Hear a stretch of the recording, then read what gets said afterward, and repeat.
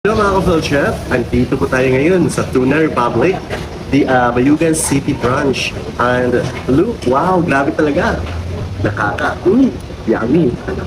So, tingnan po natin, titikman pa na, no? Yung kanilang mga best seller po dito.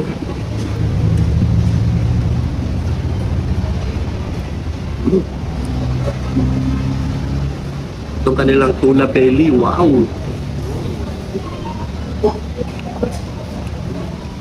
Ito naman po ang kanilang kinilaw.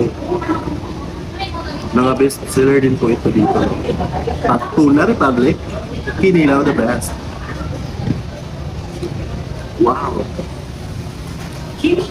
Meron silang sisig at saka panga. Look at the panga guys. Mga ka-Phil Chef po. Ang laki talaga niya. Worth it. No?